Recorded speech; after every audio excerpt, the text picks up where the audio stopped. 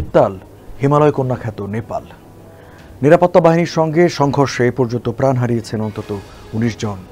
দুর্নীতি ও সামাজিক মাধ্যমে সরকারি নিষেধাজ্ঞার প্রতিবাদে ৮ সেপ্টেম্বর সোমবার হাজার হাজার তরুণ রাস্তায় নেমে এলে বাধে সংঘর্ষ। এক পর্যায়ে রাজধানী কাঠমান্ডুর পার্লামেন্ট ভবনে প্রবেশ করেন বিক্ষোভকারীরা।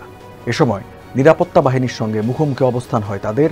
পরিস্থিতি নিয়ন্ত্রণে কারফিউ জারি হয় কাঠমান্ডুর কিছু অংশে।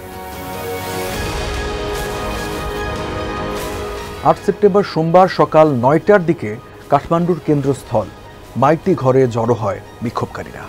তাদের অনেকের ছিল স্কুল ড্রেস।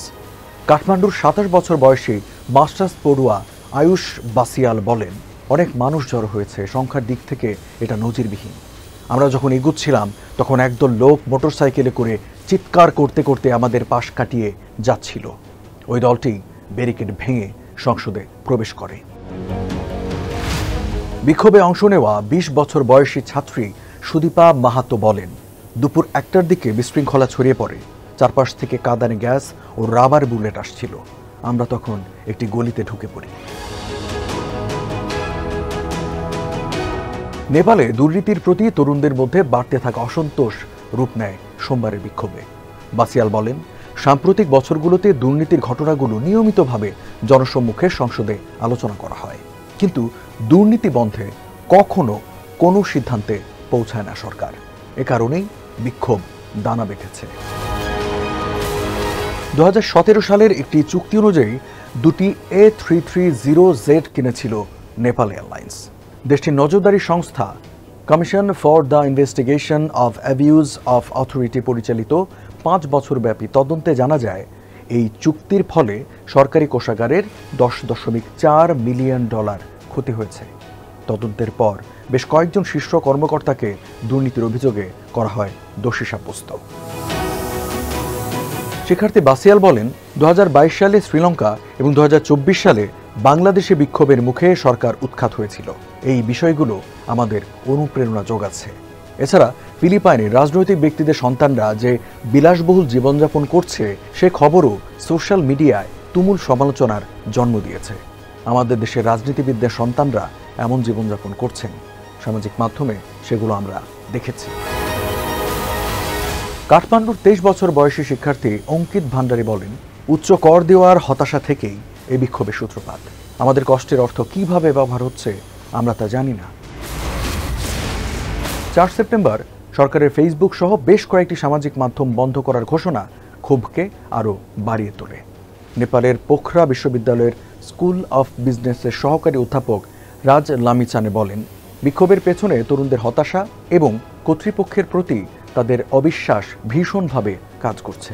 সোশ্যাল মিডিয়া প্ল্যাটফর্মের ওপর নিষেধাজ্ঞা অস্থিরতাকে আরও বাড়িয়ে তুলেছে। কাঠমান্ডু জেলা প্রশাসন দপ্তরের তথ্য অনুযায়ী হামি নেপাল নামের একটি সংগঠন সোমবারের এই সমাবেশের আয়োজন করে। এজন্য তারা আগেই অনুমোদন চেয়েছিল। লামিচানে বলেন, বিক্ষোভকারীরা আইনের শাসনের প্রতিষ্ঠা চায়, যেখানে থাকবে না কোনো পক্ষপাতিত্ব বা দুর্নীতি, প্রাধান্য পাবে ন্যায্যতা, জবাবদিহিতা ও ন্যায় বিচার।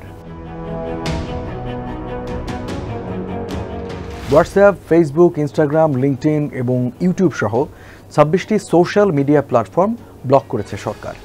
এসব সাইটকে নিবন্ধনের জন্য ১ সপ্তাহ সময় দিয়েছিল নেপাল সরকার। ৩ সেপ্টেম্বর শেষ হলে কার্যকর হয় নিষেধাজ্ঞা।